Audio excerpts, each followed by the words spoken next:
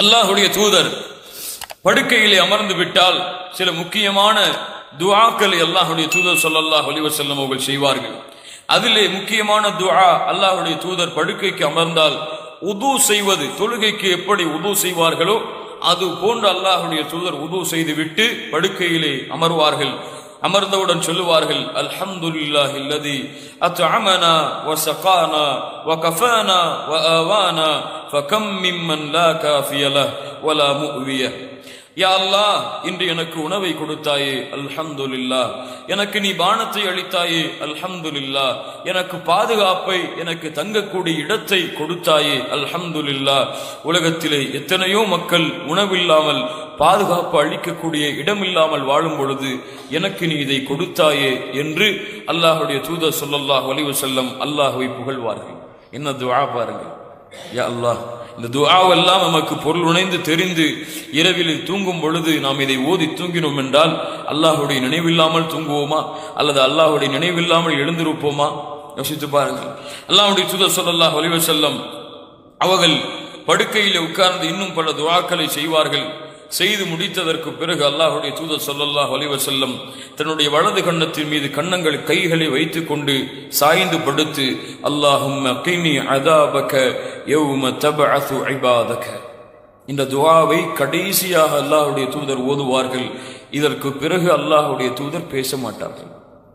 என்ன துஆ என்றால், அல்லாஹும்ம கினி அதாபக், யா அல்லாஹ், ஒரு நபி கேட்கிறார்கள், ஒரு ரசூல் கேட்கிறார்கள், ஒரு ஹபீப் கேட்கிறார்கள், அல்லாஹ்வுடைய நேசர் கேட்கிறார்கள், யா அல்லாஹ், உன்னுடைய தண்டனையை விட்டு என்னை பாதுகாத்து விடு, நல்ல மனிதர்களோடு என்னை கொண்டு போய் சேர்த்து விடு.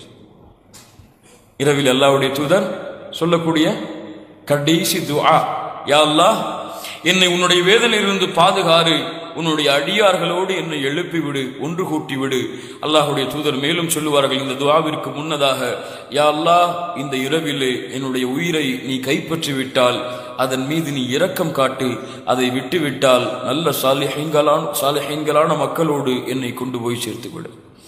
இப்படிப்பட்ட துஆக்களை ஓதிதான் அல்லாஹ்வுடைய தூதர் முஹம்மது ரசூலுல்லாஹ் ஸல்லல்லாஹு அலைஹி வஸல்லம் உறங்குவார்கள். மறுபடியும் காலை இரவுடைய 3வது பகுதியில் அல்லாஹ் முதல் வானத்திற்கு இறங்கி வரக்கூடிய அந்த நேரத்தில் அல்லாஹ்வுடைய தூதர் ஸல்லல்லாஹு அலைஹி வஸல்லம் கியாமுல் லைல், அவ்வளவு இந்த உலகத்துடைய வாழ்க்கையின் வேலைகளையும் செய்துவிட்டு களைப்பிலே வந்திருப்பார்கள். இருந்தாலும் இரவுடைய நேரத்தில் நின்று கொண்டு அல்லாஹ்வை தொழுவார்கள். எப்படி தொழுவார்கள்? 5 நிமிடமா, 10 நிமிடமா, அல்லது 5 ஆயத்துகளையும் வல்லுஹா, அலம் நஷ்ரா, குல் ஹுவல்லாஹு அஹத் இப்படி போன்ற சூறாக்களை ஓதிவிட்டு உறங்கி விடுவார்களா? ஒரு சஹாபி அவர்கள் சொல்லுகிறார்கள், அல்லாஹ்வுடைய தூதரோடு நான் தொழுகையில் நின்றேன். அல்லாஹ்வுடைய தூதர் அவர்கள் சூரத்துன் நிசாவை ஆரம்பம் செய்தார்கள்.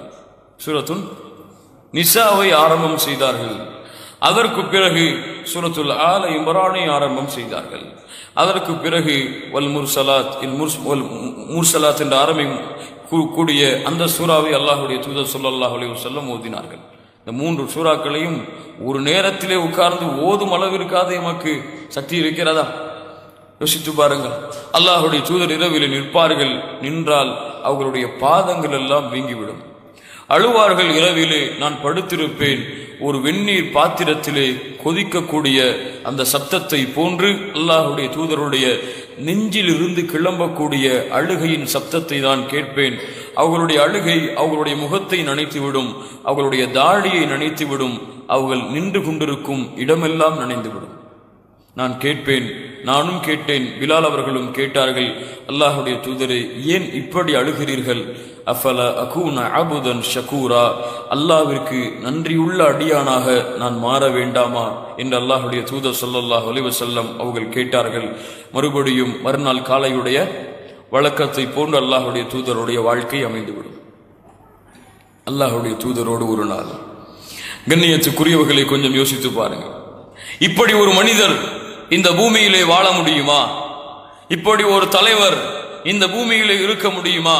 தன்னுடைய குடும்பத்தார்களிடத்தில் இப்படி நடந்து கொண்டு, தன்னுடைய நண்பர்களிடத்தில் எப்படி நடந்து கொண்டு, தன்னுடைய பிள்ளைகளிடத்தில் எப்படி நடந்து கொண்டு, தன்னுடைய பேர பிள்ளைகளிடத்தில் எப்படி நடந்து கொண்டு, சிறு பிள்ளைகளிடத்தில் எப்படி நடந்து கொண்டு, காலையிலே சென்று மக்களுக்கு குர்ஆனை கற்றுக் கொடுத்தல், காலையிலே சென்று போருக்கு ஆலோசனைகள் இருந்தால் அதை செய்தல், அடுத்த போருக்கு ஏதாவது திட்டங்கள் இருந்தால் அதை திட்டுதல், யாராவது உடன்படிக்கைக்காக வந்திருந்தால் அவர்களோடு உடன்படிக்கை செய்தல், ஆலோசனைகளை வழங்குதல், பாதுகாப்பை வழங்குதல், ஏதாவது பிரச்சனை என்று வந்தால் முன்னால் சென்று நின்றல். ஒரு முறை மக்காவில் மதினாவிலே ஒரு சிறிய பிரச்சனை ஏற்படுகிறது. இரவு நேரத்திலே எதிரிகள் போருக்கு வருகிறார்கள் என்ற அச்சம் ஏற்படுகிறது. மக்கள் எல்லாம் வீடுகளை விட்டு வெளியே வருகிறார்கள். வெளியே வந்து நிற்கிறார்கள் மதினாவுடைய வாசலில். யாரோ அங்கிருந்து வேகமான குதிரையிலே ஓடி வருகிறார், குதிரையை ஓட்டி கொண்டு வருகிறார்கள். வருபவர்கள் யார் என்று பார்த்தால் அல்லாஹுடைய தூதர் முஹம்மது ரசூலுல்லாஹ் ஸல்லல்லாஹு அலைஹி வஸல்லம். தோழர்களே, எந்த பிரச்சனையும் இல்லை, வந்தது பொய்யான செய்தி என்று சொன்னார்கள். யார் சொல்லுகிறார்கள்? பிரச்சனை என்று வந்தால் இப்படி சமூகத்துடைய பிரச்சனை, குடும்பத்துடைய பிரச்சனை, சிறு பிள்ளைகளுடைய இன்பம், இப்படி ஒட்டுமொத்த வாழ்க்கையும் கழித்து இரவுடைய நேரத்திலே தூக்கமா அங்கேயும் நின்று அல்லாஹ்வை வணங்குகிறார்கள். இப்படி ஒரு மனிதரை, இப்படி ஒரு புனிதரை இந்த உலகம் கண்டிருக்குமா? அதன் காரணமாகத்தான் அல்லாஹ் ரப்புல் ஆலமீன் இந்த படைப்பை போன்று ஒரு படைப்பை அல்லாஹ் படைக்கவில்லை. உலக படைப்புகளில் அல்லாஹ்விடத்திலே நெருக்கமான விரும்பத்தக்க படைப்பு என்று அல்லாஹுடைய தூதர் முஹம்மது ரசூலுல்லாஹ் ஸல்லல்லாஹு அலைஹி வஸல்லமை போன்று ஒரு படைப்பில்லை.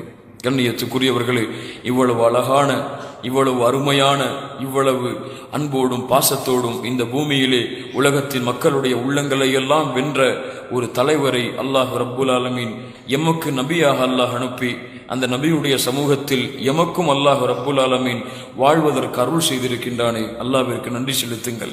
இந்த தூதரை அஷ்ஹது அன்ன முஹம்மது ரசூலுல்லாஹ் என்று சாட்சி கொடுப்பது மட்டும் எமக்கு கடமை அல்ல. அந்த தூதருடைய முழு வாழ்க்கையும் எம்முடைய வாழ்க்கையாக்கி என் பிள்ளைகளுக்கும், என்னுடைய மனைவிமார்களுக்கும், என்னுடைய ஊருக்கும், என்னுடைய நாட்டிற்கும் இந்த அல்லாஹுடைய தூதருடைய வழிமுறைகளை எடுத்து சொல்லி செயல்படுத்த வைப்பதுதான் முஹம்மது ரசூல் ஸல்லல்லாஹு அலைஹி வஸல்லம் அவர்களை பின்பற்றக்கூடிய ஒவ்வொரு மூமினுக்கும் கடமை என்பதை எனக்கும் உங்களுக்கும் அறிவுரையாக்கிக் கொள்கின்றேன். அல்லாஹுடைய தூதர் ஸல்லல்லாஹு அலைஹி வஸல்லம் சொன்னார்கள், பல்லிகு அன்னி வலவ் ஆயா, என்னிடத்திலிருந்து ஒரு செய்தியை நீங்கள் கேட்டாலும் எடுத்து வையுங்கள். தோழர்களே, மறுமையில் சில நபிமார்கள் ஒரு மனிதரோடு வருவார்கள், சில நபிமார்கள் தனியாக வருவார்கள். அந்த நேரத்திலே எண்ணிக்கையில் அதிகமாக நீங்கள் என்னை சந்திக்காமல் என்னை நீங்கள் கேவலப்படுத்தி விடாதீர்கள். நான் என்னுடைய சகோதரர்களை பார்ப்பதிலே ஆர்வம் கொண்டிருக்கின்றேன் என்று அல்லாஹுடைய தூதர் சொன்னார்கள். அல்லாஹுடைய தூதரே, நாங்கள் உங்களுடைய சகோதரர்கள் அல்லையா? சஹாபாக்களை பார்த்து அல்லாஹுடைய தூதர் சொன்னார்கள், நீங்கள் என்னுடைய தோழர்கள், என்னை பார்க்காமல் என்னை ஏற்றுக்கொண்டு வருவார்களே அவர்கள்தான் என்னுடைய சகோதரர்கள். அவர்களை நான் எப்படி அடையாளம் கொண்டு அல்லாஹுடைய தூதரிடத்திலே கேட்டார்கள், எப்படி உங்களுக்கு பின்னால் வருபவர்களை அடையாளம் கண்டு கொள்வீர்கள்? ஹவுலுல் கௌசரில் நான் இருக்கும் பொழுது நாளை மறுமையிலே என்னுடைய சமூகம், என்னை பின்பற்றிய மக்கள் நாளை மறுமையிலே என்னிடத்திலே வருவார்கள். அவர்களுடைய முகங்கள் எல்லாம் உது செய்த அடையாளங்களோடு, சுஜூதுடைய அடையாளங்களோடு மினுங்கிக் கொண்டிருக்கும். அதை கொண்டு என்னுடைய சமூகத்தை நான் அடையாளம் கண்டு கொள்ளுவேன். அவர்கள்தான் என்னுடைய தோழர்கள். அவர்களை சந்திக்க நான் ஆசைப்படுகின்றேன்.